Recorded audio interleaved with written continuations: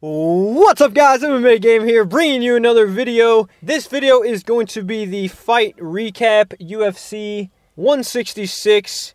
A very, very good card, and if you have not seen the card and you don't want spoilers, or for some reason you have not already looked at who has won, then you probably want to go check that out and go watch the fights. But I will be going through the main card. It's been a few days removed from the event, so I've kind of had some time to let everything sink in, and we'll say right away that there has been the whole card, the prelims and everything.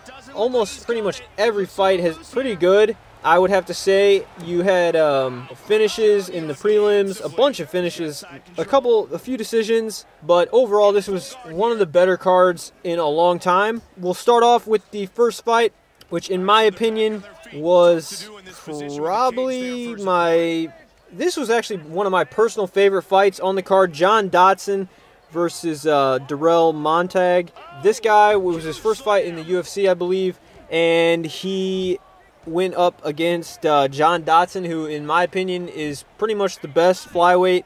I think he did lose to Mighty Mouse, but I think if he gets another shot, he will be able to beat him. I mean, he looked incredible in this fight, absolutely dominating performance.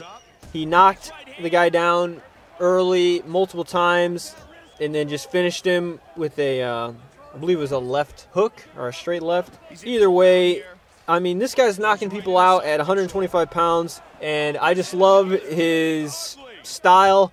His celebration was hilarious. He's flipping around, and I think this guy's the next champion. So that was that fight. Really good fight. Next fight was Gabriel Gonzaga versus Sean Jordan. I knew this fight was going to be fast, you know, first round type deal. Gabriel Gonzaga is huge. He looked like a lot bigger than Sean Jordan, and really, I just think it was the experience. There's a certain thing when you get guys in there who've really been in a lot of fights against these newer kind of guys, and it's a weird thing where they just look like they're just waiting for that one time to just land that right punch, and that's all he did. He really just baited him in, waited for the right timing, and just clipped him with a brutal punch, and just finished him off with a knockout first round. That was that. Gabriel Gonzaga is looking very good, and you know, who knows? This guy could keep going up and eventually fight some of the top guys. Hopefully he gets a top guy for his next opponent. Next fight was Gilbert Melendez versus Diego Sanchez, and I pretty much thought that this fight would be crazy, and I was right. This fight was insane. These guys have this thing where they don't back down, and they both have been in just crazy battles where they just wing hooks against their opponents. Both of them have already been in fights like this before, so then when you combined the two, this fight was so good. It was amazing, and the end of the round was coming. On each round, you just got so excited because you knew what was about to happen. They were about to just start going crazy on each other, and it was just amazing. Ups and downs. Diego dropped Gilbert, you know, I believe he dropped Diego, maybe. I don't even know, though. But he got some takedowns and landed just brutal shots. Gilbert did get the win from the decision, and it was a unanimous decision. But really, there's no losers in that fight. No one's going to be cut or anything like that.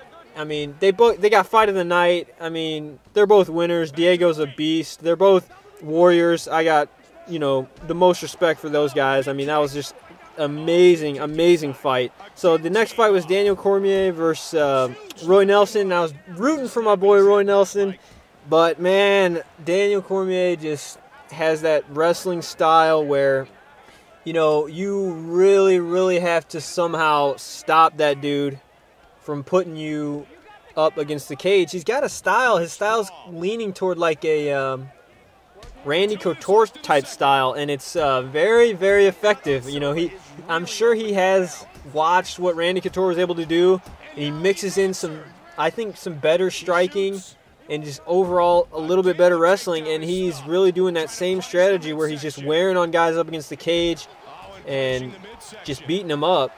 You know, it's similar to Kane's style a lot of the time. You can see the similarities, especially when they fought tonight. They both did, I mean, really almost the same exact thing. They mix it up with punches. You know, they try to back them up in the cage. They'd land like a 1-2, and they instantly go down for the takedown, push up against the cage, and just really wear on guys. And the style works, especially at heavyweight. It works very good, and Daniel Cormier was able to get the decision. Roy wasn't able to land that big shot, and that's that fight. Main event, Cain Velasquez versus Junior. This was a really good fight. Unfortunately, I think Junior took some unnecessary punishment. He was extremely hurt. I believe in the third round, he was just getting blasted on the feet, and I think Herb Dean could have easily jumped in at a certain point, but he didn't. And it was just a complete domination by Cain Velasquez once again. Not much to say.